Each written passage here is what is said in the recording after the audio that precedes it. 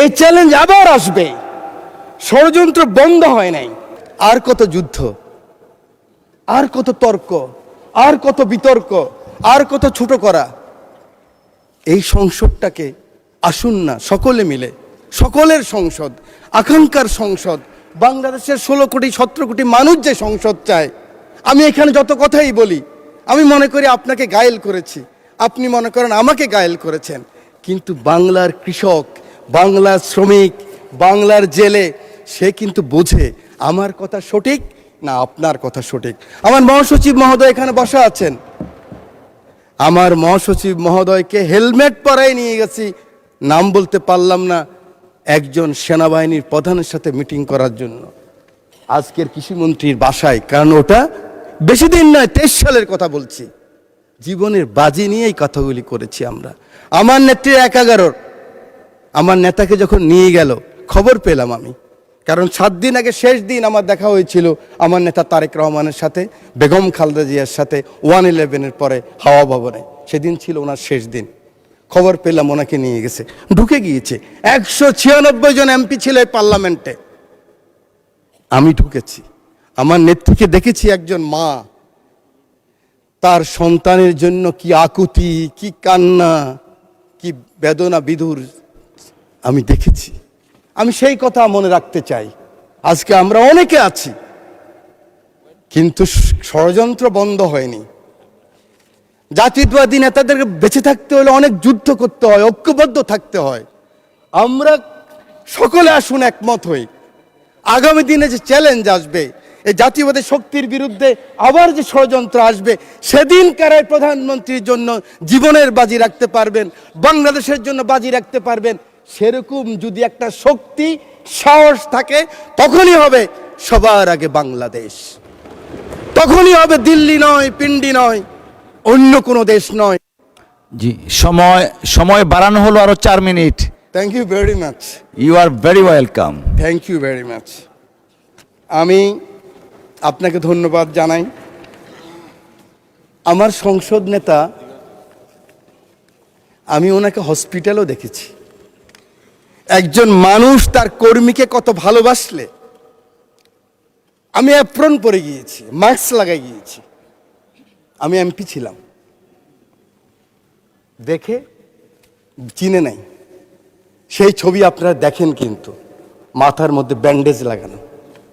আমি মাস্ক খুললাম, অবাক হয়ে গেলেন, আপনি কেন আসছেন?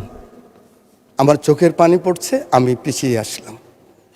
আমি বলতে চাই, এই চ্যালেঞ্জ আবার আসবে। ষড়যন্ত্র বন্ধ হয় নাই। আমরা কে কত বড় হব, কোথায় যাব, কি নিব, কি হব, সেটা বড় কথা নয়। বড় কথা হলো এই চ্যালেঞ্জ গ্রহণ করতে হবে। মাননীয় স্পিকার, আপনার মাধ্যমে পুরো হাউসকে জানাতে চাই, চিন্তা করেন তো, কথার সাথে বলতো জামাত শিবির, কথার সাথে বলতো জামাত বিএনপি, একসাথেই তো আমরা। আমার হাতে তো এখনো রক্তের দাগ নিয়ে লেগে আছে। এই মতিঝিলে 19 দিন ছিলাম রিমান্ডের মধ্যে।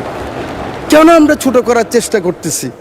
আমি বিশ্বাস করি আমার নেতা ছুটে গেলেন একটু আগে, আমার সেই ভাই এখন আছেন। আমার নেতা তারেক রহমান ছুটে গেলেন, ওখানে গেলেন, দেখলেন। সাথে সাথে আমি মনে করি আগামী দিনের রাজনীতির জন্য সংসদের বিরোধী দলের নেতা আপনিও ছুটে যাওয়া উচিত ছিল। আমি জানি না আমার কথা কিভাবে নেবেন, যে মাননীয় সংসদ নেতা, আমি শুনেছি, আমি উপস্থিত ছিলাম, কারণ ওনার পিছনে আমি ছিলাম। আপনি গিয়েছেন, উনি বলেছেন আপনার কিছু প্রয়োজন লাগলেও আমাকে বলবেন। এভাবেই রাজনীতিটাকে আমরা এগিয়ে নিতে হবে। বাংলাদেশের মানুষের আকাঙ্ক্ষা এই রাজনীতি। মানুষ আর এই হিংসা প্রতিহিংসা আর দেখতে চায় না। বক্তব্য আমি শেষ করছি। যাওয়ার আগে, দ্বিতীয় বিশ্বযুদ্ধের একজন সৈনিক, আমরা জানেন আমরা কিন্তু উইলস্টন যে চার্চিলের পক্ষে, মিত্রশক্তির পক্ষে যুদ্ধ করেছিলাম, এবং আমরা কিন্তু বাঙালিরা সবসময় এরকম ছিলাম। আমরা মুঘলের বিরুদ্ধে ঈসা খাঁ যুদ্ধ করেছে, ফরাজি আন্দোলন, ফকিরি আন্দোলন, এগুলি তো আমরাই করেছি। ইলামিত্রের আন্দোলন আমরাই করেছি, তিতুমিরের বাঁশের কিল্লা আমরাই করেছি। এই সৈন্য গিয়েছিল, যুদ্ধ করেছে বিভিন্ন জায়গায়। মাননীয় স্পিকার, পরে আসছে বার্মায়। বার্মায় আসার পরে নিজের দেশের কথা মনে পড়েছে। দেশের কথা মনে করার পরে মনে করলো, এই বর্গী, ওলন্দাজ, ব্রিটিশরাই তো অত্যাচার করেছে, আবার তো সেই অবস্থাই হবে। তার স্ত্রীর কথাও মনে পড়েছে। তখন ঢাকায় কিন্তু লণ্ঠনের বাতি জ্বালতো। তো তিনি বলেছেন, পরের জন্য যুদ্ধ করেছি অনেক, পরের জন্য যুদ্ধ করেছি অনেক, এবার তোমার আর আমার যুদ্ধ। যদি বলো এত যুদ্ধ করে কি পেয়েছি? তিউনিসিয়ায় পেয়েছি জয়, উগান্ডায় পেয়েছি জনগণের ভালোবাসা, আর প্রতিবেশী বার্মায় পেলাম ঘরে ফেরার তাগাদা। আমি যেন সেই বাতিওয়ালা যে পত্র পত্র রাস্তায় বাতি জ্বালিয়ে ফিরি, অথচ যার নিজের ঘরে জমে থাকে দুঃস্ব অন্ধকার। এই অন্ধকার আমরা কাটাতে চাই, এই অমনুষ্য থেকে বের হতে চাই। আমরা সুন্দর স্বাভাবিক সকলের জন্য যে বাংলাদেশ, সেই বাংলাদেশ চাই। আমার নেতা তারেক রহমানের সবার আগে বাংলাদেশ, সেই বাংলাদেশ চাই।